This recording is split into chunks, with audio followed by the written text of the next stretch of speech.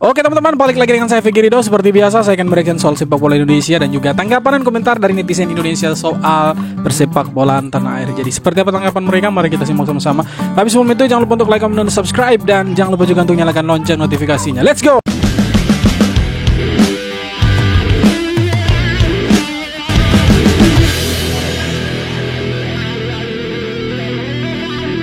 Ini orang-orang pada kenapa dah? Padahal nyari kerja zaman sekarang itu susah banget. Malah lu sia-siain. Udah enak kerja di bawah Pak Erick Thohir di PSSI, bisa ketemu pemain timnas, kerjaannya di AC, terkenal, terus di atas UMR, malah disia-siain. Kurang apa lagi coba? Ya kan mereka mau kuasai yang lain, tahu kan mereka tamak, tidak puas dengan gaji. Jadi ya kita maklumi saja orang-orang seperti itu. Ya memang harus dibasmi dari PSSI itu. Ini aneh nih. Mending daripada lu, mending gua aja yang kerja itu. Gua udah nyiapin CV. Sudah pergi sana sudah. Wow, ngeri cuy, ngeri. Kapten kita besok lawan Arab itu Bang Jayadi cuy. Ini benar-benar auranya udah gila sih. Gue aja masih nggak percaya timnas kita sekarang pemainnya kayak gini. Tadi baru dapat berita Martin Paes besok bisa debut. Sekarang dapat berita lagi nih dari konferensi pers yang tadi dilakukan ya oleh pelatih timnas Indonesia. Dan ya mungkin ini karena Jordi Amat tidak ikut bermain, jadi ya Jaitzes yang mungkin jadi wakil kapten, dia mewakili Jordi Amat. Sudahlah jadi kapten lah versus Arab Saudi ini teman-teman.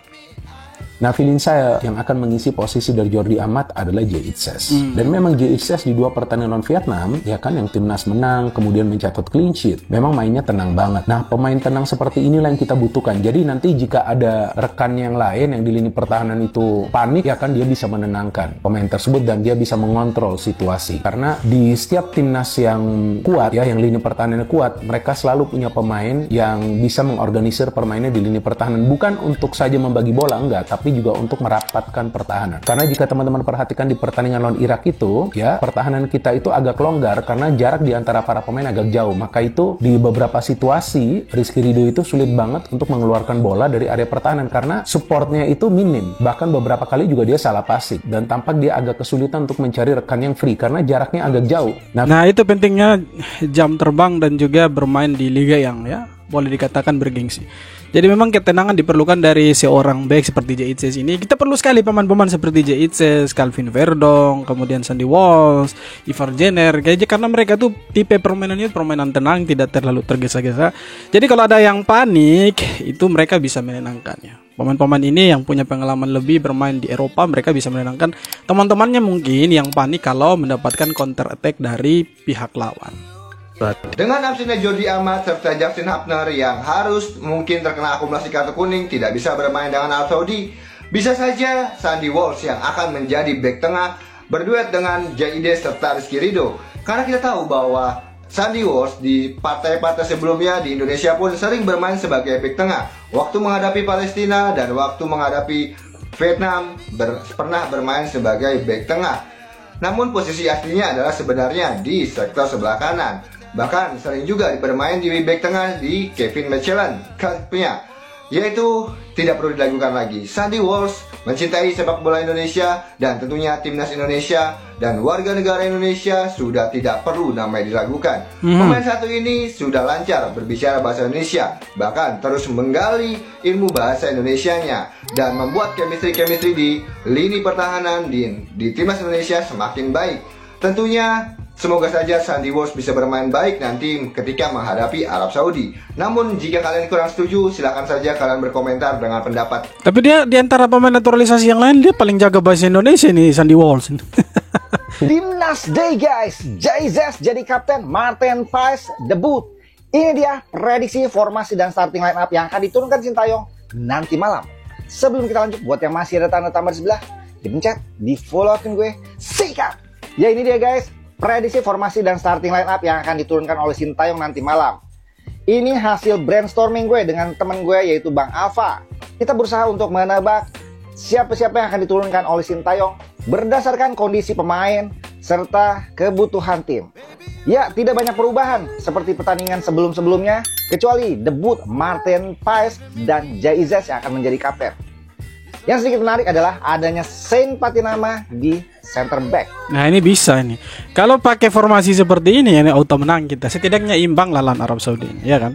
Timnas Indonesia kembali menyala malam ini. Kali ini dalam kualifikasi Piala Dunia putaran ketiga Grup C menentang tuan rumah Arab Saudi. Shin Tae-yong berkongsi bahawa para pemain Timnas Indonesia dalam kondisi yang baik dan bersedia menentang lawan yang mempunyai ranking FIFA 56. Skuad Garuda juga diperkuatkan 56, oleh goalkeeper 134 muda berbakat yang bermain di MLS iaitu Martin Paes. Martin Paes ni bukan kaleng-kaleng. Dia ada dalam senarai MLS All-Star tahun ini dan juga membuat bilangan save paling banyak dalam Liga Amerika iaitu 97. Dalam beberapa tahun ini, skuad yang dibina oleh Shin Tae-yong memang kuat dan mampu memberi cabaran kepada pasukan yang besar. Pemain-pemain seperti Rizky Ridho, Tom Hay, Nathan Joan, Marcelino yang bermain kat Championship, Rafael Strick dan banyak lagi. Mereka perlu buat yang terbaik malam nanti untuk mendapat keputusan menentang Arab Saudi. Sejak 5 pertemuan sebelum ini, Timnas tak pernah menewaskan Arab Saudi. Lebih-lebih lagi mereka kini di bawah pimpinan manajer berpengalaman Roberto Mancini. Sejujurnya bukan game yang mudah geng, tapi abang mendukung Timnas buat yang terbaik. Ramalan abang untuk game ini seri 1. Ya kalau kita belajar dari pengalaman, sudah kita sekitar 13 kali bertemu dengan Arab Saudi, tidak pernah menang. Tapi semoga sebentar malam kita bisa menang lawan mereka setidaknya 1-0 atau ya sekurang-kurangnya kita bisa menahan imbang. Itu sudah sangat luar biasa sekali.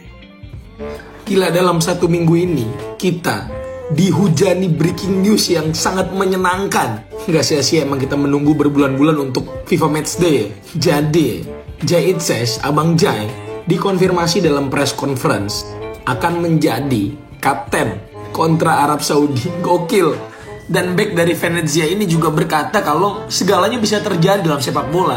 Nggak cuma itu doang ya, ada juga Cywar dari Shin Tae-yong yang berkata bahwa jumlah pemain timnas Indonesia yang bermain di Eropa itu jauh lebih banyak daripada Saudi. Gila, Mancini ditantangin, Mancini gokil. Asli sih, asli gue nggak sabar ya. Nanti malam timnas kita bermain akan seperti apa nih? Cuma gue harap ya kalian ya, tolong berekspektasi itu yang wajar, yang normal. Kalau kita bisa menang, syukur, bagus. Kalau kita bisa nahan imbang, gak masalah. Ini start yang bagus buat 10 laga ini. Dan pun kalau kita kalah, gak masalah, masih ada 9 pertandingan lagi. Kalau kalah kita gak langsung gugur kok, tenang aja. Dan pertanyaannya, apakah Jai Itses itu layak menjadi kapten timnas? Jawabannya, kalau lu nanya gue, 1000%. Sangat layak, 1000%. Oh ya BTW, so far pengalaman juga dia tuh starter di timnas kita. Timnas kita masih clean sheet, belum pernah kebobolan. Kenapa dia sangat layak? Lu kalau nonton timnas kita main, itu dia benar-benar bisa mengatur. Ridho, Hubner, Asnawi, Nathan, semua bisa diatur sama dia. Emang leadership, jiwa kepemimpinan itu keren banget. Liga 2 wajibkan pemain U21. Pemain tim nasional U21 juga wajib dimainkan. Artinya apa? Tadi ada jenjang. Sekarang di Liga 2 sudah mulai U16 walaupun masih beberapa klub. Tapi inilah saya bilang tidak mungkin kita membangun tim nasional kita tidak dengan tentu liga-liga di bawahnya berkelanjutan. Ya nggak boleh terputus. Ya kita tahu kita punya yang namanya generasi emas hari ini. Tetapi kita harus menanti juga generasi emas berikutnya. Kemarin kita lihat U20 kita sudah bermain baik, tapi belum konsisten. U17 kita sudah bermain baik, tapi belum konsisten. Nah ini yang kita bilang selalu, saya ingin mengharapkan hasil-hasil yang... Tapi setidaknya apa yang dibuat sama Erick Thohir ini sudah di jalur yang betul, sudah ada hasilnya lah. Kemarin U20 itu juara juga dengan Indra Syafri. Yang belum maksimal itu sebenarnya ya kelompok umur seperti U17 di bawahnya Coach Nova. Tetapi tidak apa-apa, setidaknya kita bisa membenahi liga terlebih dahulu, kemudian ke bawah lagi pembinaan usia muda, usia dini. Karena itu paling penting untuk mengangkat sepak bola Indonesia. Ya, sampai kapan kita harus ya sepak bolanya tertinggal terus kalau tidak ada pembinaan usia muda. Ya walaupun agak susah karena masih banyak mafia-mafia atau orang-orang yang sebenarnya ya lebih mementingkan diri sendiri daripada sepak bola. Seperti kemarin ada 43 karyawan PSSI yang dipecat sama Erick Thohir ya karena menggunakan aset PSSI untuk kepentingan pribadi mereka.